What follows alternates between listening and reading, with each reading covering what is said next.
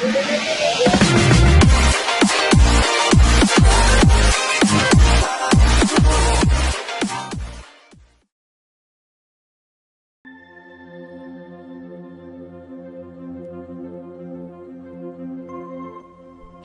کشا داستان ظہیر الدین محمد بابر قسط نمبر 2۔ بابر کابل واپس آیا تو اس کی غیر موجودگی سے فائدہ اٹھا کر ایک بغاوت نے آنکھیں دکھانی شروع کر دی تھی۔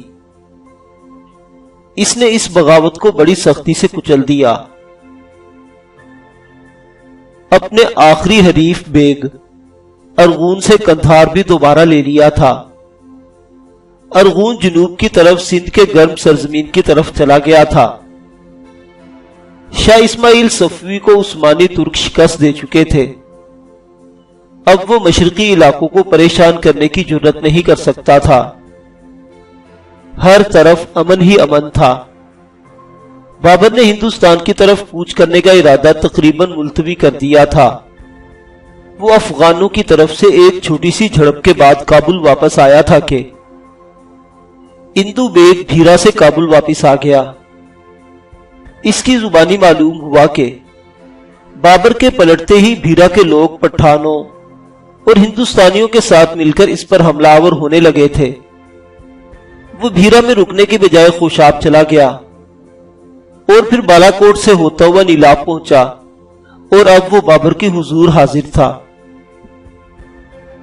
بابر ان دنوں ظفر نامہ پڑھتا رہتا تھا، جس میں امیر تیمور کی فتح ہندوستان کی تصویر کشی وضاحت سے کی گئی تھی۔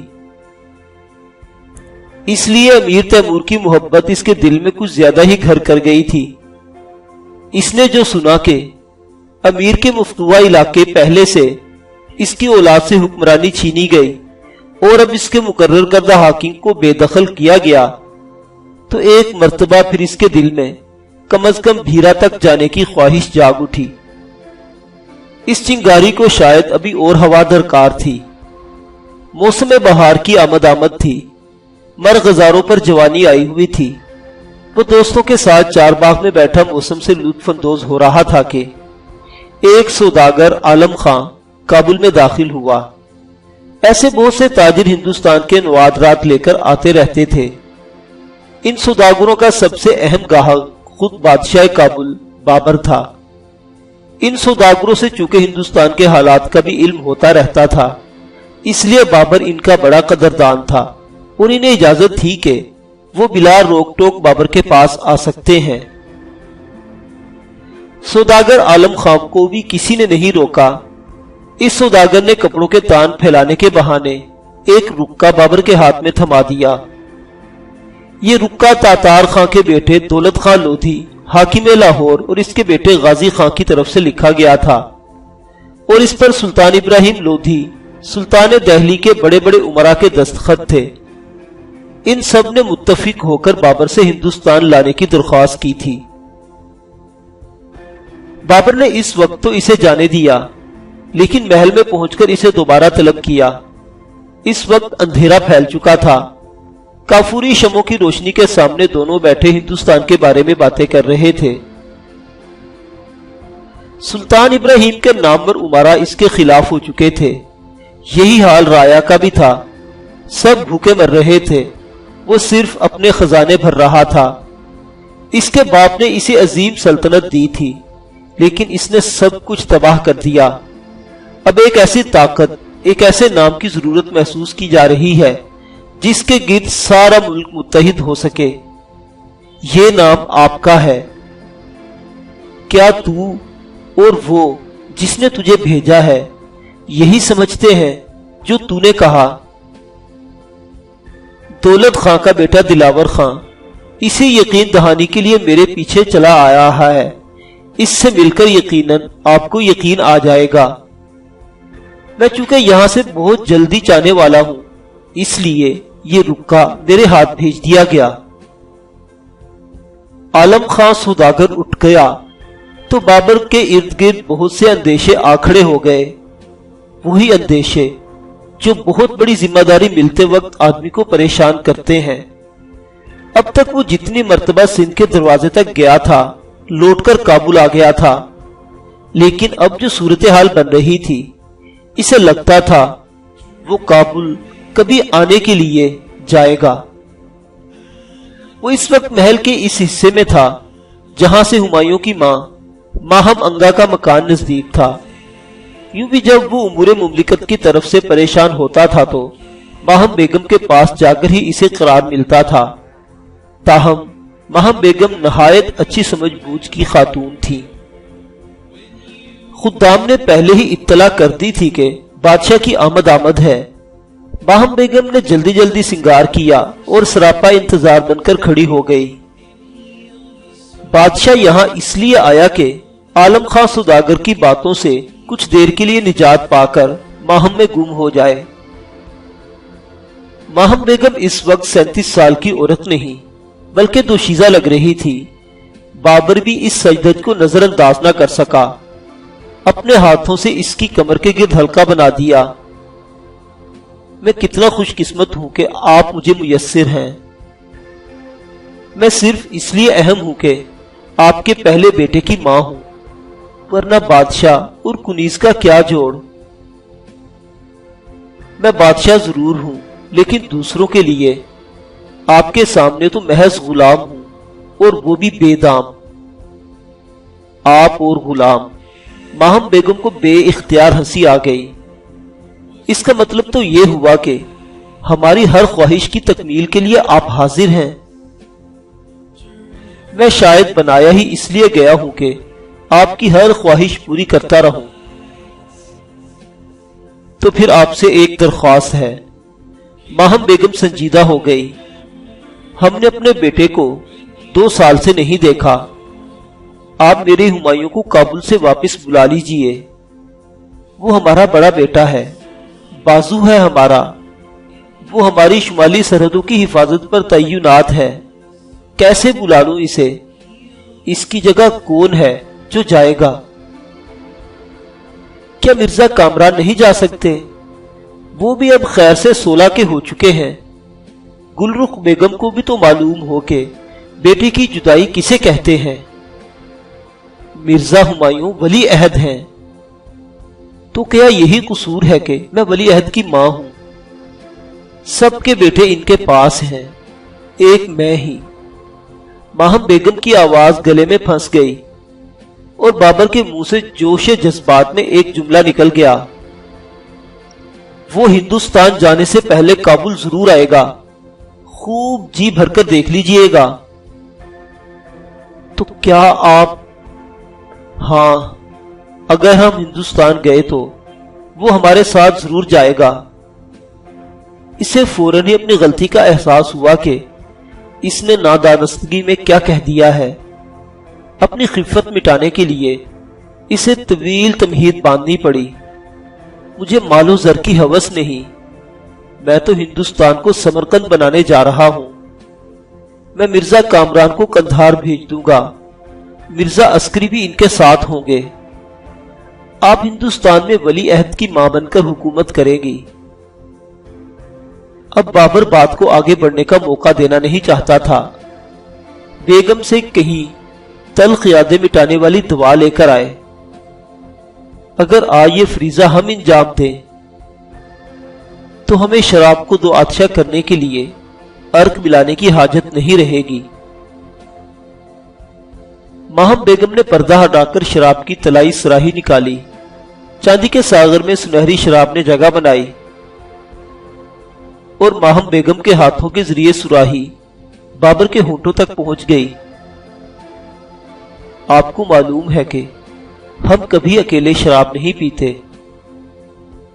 اس وقت اس لیے پی رہے ہیں کہ ہم اکیلے نہیں، اس وقت ہمارا لشکر بھی ہمارے ساتھ شراب پی رہا ہے جسے لے کر ہم ہندوستان جانے والے ہیں۔ سمرقند نے ہم سے بے وفائی کی، لیکن ہندوستان کبھی نہیں کرے گا۔ دولت خان کا بیٹا دلاور خان سوار ہوا اور اس تیز رفتاری سے چلا کے 10 دن کے اندر اندر کابل پہنچ گیا۔ ملا زمان شاہی نے عرض کیا کہ ایک افغان ہندوستان کے بادشاہ سے رنجیدہ خاطر ہو کر آیا ہے اور چاہتا ہے کہ عرض احوال کرے۔ حکم ہوا کہ حاضر کریں۔ دلاور خان حاضر ہو کر کورنش بجا لایا اور ایک ایک کر کے ہندوستان کی خرابی احوال بیان کی۔ بیشتر وہی باتیں تھیں جو عالم خان سوداگر بابر کو بتا چکا تھا۔ بابر نے کہا، تم 30 سال سے سلطان ابراہیم اور اس کے باپ دادا کا نمک کھا رہے ہو اور 20 سال سے ملک پنجاب میں صاحب اختیار چلے آ رہے ہو۔ اب یک بارگی کیا ہو گیا ہے کہ اس سے ناراض ہو کر میری طرف متوجہ ہوئے ہو؟ دلاور خان نے عرض کیا، میرے باپ دادا اس کے اور اس کے باپ کے لیے جانثاری کرتے آئے ہیں۔ انہوں نے اس کی سلطنت کی بنیاد مضبوط کر دی ہے۔ اب سلطان ابراہیم اپنے باپ کی امراء سے بدسلوکی کر رہا ہے۔ وہ اب تک 23 امراء کو جو ستون دولت اور بنیاد سلطنت تھے انہیں بے گناہ قتل کرا چکا ہے۔ بقیت السیف امراء کو اس کے قہر سے نجات کی امید نہیں، اس لیے انہوں نے مجھے اس بارگاہ میں بھیجا ہے۔ وہ سب امراء آپ کے لیے آنکھیں بچھائے بیٹھے ہیں۔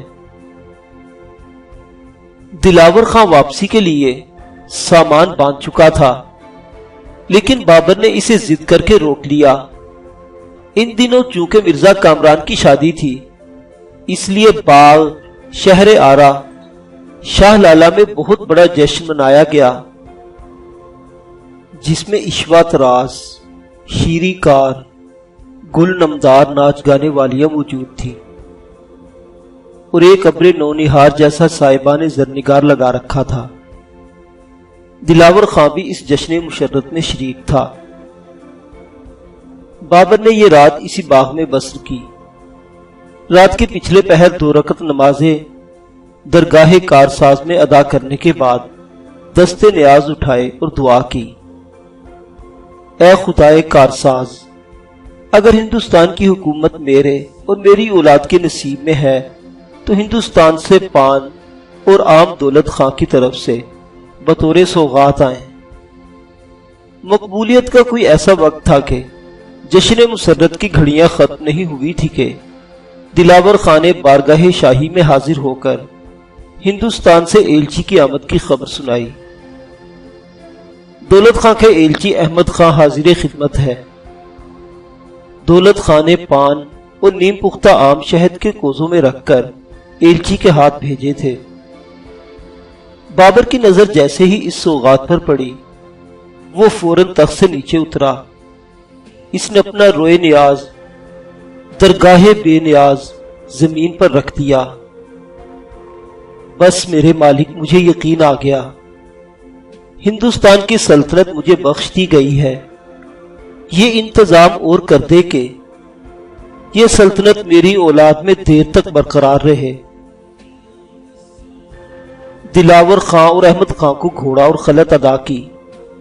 10 عراقی گھوڑے اور نفیس پارچہ جات دولہ خان کے لیے احمد خان ایلچی کو آگے روانہ کر دیا۔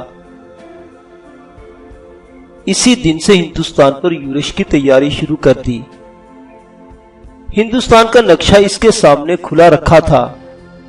اس کے عمرا اس کے ارد گرد بیٹھے تھے۔ وہ اس نقشے پر اپنی انگلیاں پھیرتا ہوا کابل ندی کے کنارے خیبر کے سرخی مائل پہاڑوں پر کے درے سے نکل کر آیا تو وہ کسی جداگانہ معاشرے کو چھوڑ کر کسی دوسری نئی قوم پر حملہ نہیں کر رہا تھا۔ اسے یاد آیا وہ کئی سال پہلے اسی جگہ پنجاب کے دریا چناب تک سرزمین کا جائزہ لے چکا تھا۔ وہ مانوس سایہ دار پشاور سے چل کر بالائی سندھ کو قلعہ اٹک پر عبور کرنا، پھر نمک کے پہاڑوں سے گزر کر ملک پنجاب پر چھا جانا چاہتا تھا۔ دلکش راوی کے کنارے لاہور پر قبضہ کر کے پنجاب پر اپنا تسلط مضبوطی سے قائم کرنا اور اسے سلطنت کابل میں شامل کرنا مقصود تھا۔ ایسا نہیں تھا کہ وہ دہلی کی طرف سے بے خبر تھا۔ نقشے میں اسے جنوب میں تھر اور شمال میں ہمالیہ، ہندو کش کے کوہستان نظر آ رہے تھے۔ ان قدرتی سرحدوں کو دیکھ کر ایک مرتبہ پھر سمرقند کی یاد آ گئی تھی۔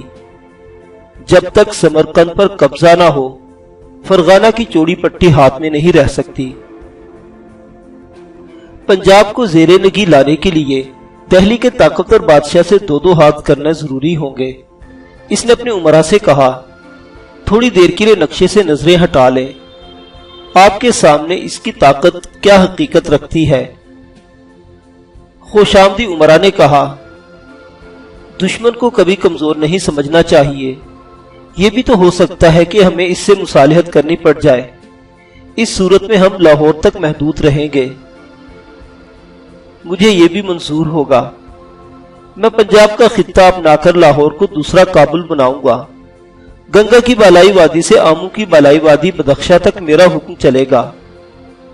عمرا کے رخصت ہونے پر وہ خوابوں سے حقیقت کی دنیا میں آیا تو اس نے لڑنے والے سپاہیوں کی گنتی کرائی، یہ شمار 7000 قلم بند ہوا، جبکہ خدمتگار بار برداری جیسے کاموں کے لیے 5000 نکلے۔ اس برائے نام لشکر کے ساتھ ہندوستان فتح کرنے کا خیال دیوانے کا خواب ہی تو تھا، لیکن وہ دیوانہ ہی تو تھا۔ کابل میں پڑنے والی سردی بھی اسے نہیں روک سکی اور اس نے رخصت کا بگل بجا دیا۔ اسے کابل میں رہ کر یہ انتظار بھی شاق گزر رہا تھا کہ ہمایوں کو آنے دیتا۔ اس نے طے کر لیا تھا کہ وہ آہستہ سفر طے کرے گا اور ہمایوں کو لکھ دیا تھا کہ وہ تیز رفتاری کے ساتھ اس کے ساتھ آ کر مل جائے۔ دن بھر کا سفر طے کر کے درہ یعقوب کے قریب ایک مرغزار میں قیام کیا۔ اسے شدت سے ہمایوں کا انتظار تھا، جسے بدخشاں سے کابل ہوتے ہوئے اس سے آ کر ملنا تھا۔ جب 2 دن گزر گئے اور ہمایوں نہیں آیا تو اسے ماہم بیگم کی گفتگو یاد آنے لگی۔ وہ ہمایوں کو ہندوستان بھیجنے پر رضامند نہیں تھی۔ کہیں کابل میں ایک اور بغاوت سے ہمکنار تو نہیں ہو جائے گا۔ اسے وہ زمانہ یاد آ گیا جب وہ سمرقند سے نکل آیا تھا اور اس کا دارالخلافہ اندجان بھی اس کے ہاتھ سے چلا گیا تھا۔ پھر اس نے اپنی زندگی کے پورے 5 سال کسی مستقل ٹھکانے کی تلاش میں لگا دیے تھے۔ ابھی وہ زیادہ دور نہیں آیا، اب بھی کابل کی طرف پلٹ سکتا ہے، لیکن پھر اس نے اسے اپنا وہم کہہ کر جھٹک دیا۔ ایک آدمی کابل کی طرف دوڑایا کہ ہمایوں کی خبر لائے اور خود آگے بڑھ کر ایک اور باغ وفا میں خیمہ زن ہو گیا۔ یہاں پہنچ کر بھی اسے ہمایوں کی تکلیف دہ انتظار کرنا پڑا۔ بالآخر چوتھے دن ہمایوں ایک آراستہ لشکر کے ساتھ نمودار ہوا۔ سفر پھر شروع ہوا، لیکن اب کسی کا انتظار نہیں رہا تھا، لہذا سفر عجلت میں طے ہو رہا تھا۔ اس کا لشکر منزلیں مارتا ہوا دریا سندھ کے کنارے پہنچ گیا۔ ابھی اس نے دریا پار نہیں کیا تھا کہ ایک اونٹنی سوار کہیں سے نمودار ہوا۔ یہ ان جاسوسوں میں سے ایک تھا جنہیں وہ کابل روانہ ہونے سے پہلے ہندوستان کی طرف بھیج چکا تھا۔ اس کی زبانی معلوم ہوا کہ دولت خان اور اس کا بیٹا غازی خان اس سے منحرف ہو گئے ہیں۔ انہوں نے افغانوں اور پہاڑی لوگوں کو جمع کر کے 40,000 کا لشکر تیار کر لیا ہے اور لاہور پر قبضے کا ارادہ رکھتے ہیں۔ 1 سال قبل جب بابر پنجاب تک آ کر واپس چلا گیا تھا تو اپنے محافظ دستے پنجاب کے 2 آبوں میں واقع قلعوں میں چھوڑ گیا تھا۔ یہ معمولی سی تعداد کسی طرح بھی دولت خان کا مقابلہ نہیں کر سکتی تھی۔ انہیں اس گھیرے سے نکالنا لازمی تھا۔ بھاری لشکر کے ساتھ برق رفتاری سے ان قلعوں تک پہنچنا ممکن نہیں تھا۔ بابر نے اپنے لشکر کے ایک بہادر مومن علی تواچی کو تاکید کے ساتھ حکم دیا کہ ان محافظ دستوں کے امراء کو خبر کر دے کہ بابر پہنچ چکا ہے۔ جب تک وہ وہاں پہنچ نہ پائے قلعے سے باہر نہ آئیں اور نہ جنگ و پیکار کا اقدام کریں۔ مومن علی تواچی سر پر دوڑ گیا۔ بابر نے بعجلت دریائے سندھ عبور کیا۔ ایک مرتبہ پھر حکم ہوا کہ فوج کی مردم شماری کرائی جائے۔ جن امراء کے ذمے کشتیوں کا انتظام تھا انہوں نے خبر دی کہ فوج میں سپاہی اور نوکر ملا کر 12,000 ہیں۔ اس سال عام میدانوں میں بارش کم ہوئی تھی، اس لیے پہاڑ کے دامن کے ساتھ ساتھ بڑھنا شروع کیا اور سیالکوٹ کا راستہ اختیار کیا تاکہ غلے کی تکلیف نہ ہو۔